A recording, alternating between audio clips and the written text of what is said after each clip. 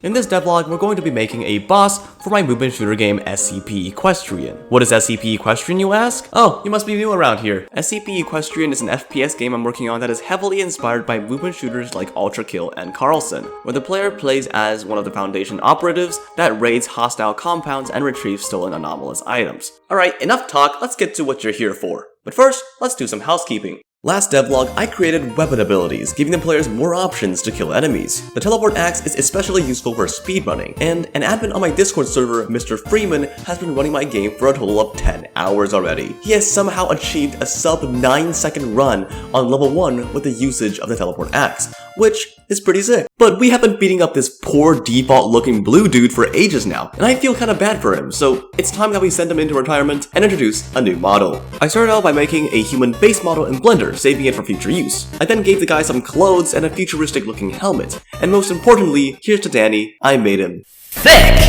Now we just put him in the game, make some animations, and what the fuck? I fixed him up a bit and now he does a backflip when he dies, so that's pretty cool. And because this new enemy model is pretty modular, so I could just change the visor color, give him some new guns, and voila, enemy variants. We have the shotgun dude and the grenade launcher dude. You can shoot their grenades to make them go boom prematurely and kill them, which I think is pretty cool. So let's make a level that introduces these new enemies.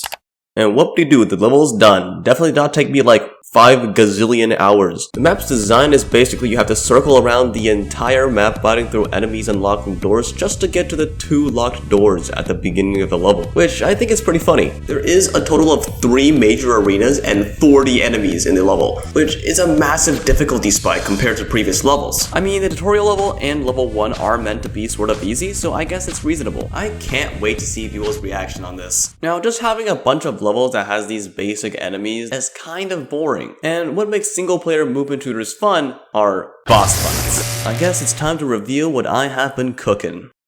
Introducing SCP-076-2. It's a fitting boss, really badass as well. I took some inspiration from ULTRAKILL's Minos Prime and made him teleport to you when he tries to do a melee strike. And the same as Minos Prime, you can just walk backwards to avoid him, but it doesn't always work, because he also throws spears at you. He is pretty deadly when you don't pay attention to him, or when you're in close quarters. The spears he throws will stick to the wall and keep dealing damage to you if you touch them, which is intended to be one of the harder aspects of the boss fight, but the room was a little bit too big for it to be significant. And I don't want the boss fight to be really hard, since it's literally the first boss of the game. It's then that I realized that I needed a soundtrack for the boss fight. Every single boss fight deserves a sick soundtrack. So I hit up my music composer Trish, and she cooked up something really insane.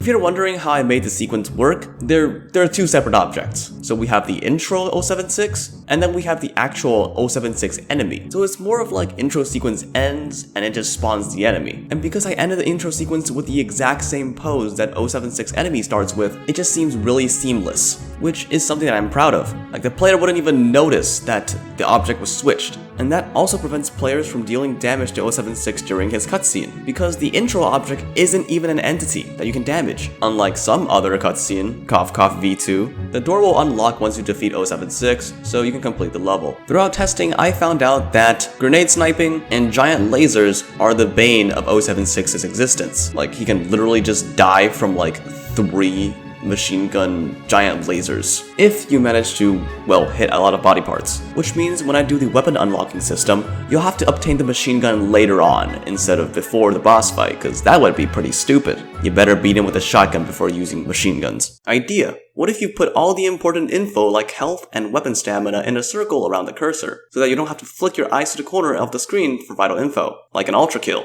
Well, Tornado4399, you're right, so let's add it. There's the UI, hook it up with the actual bar, and then make some fade out. It's done. Very cool. What was that?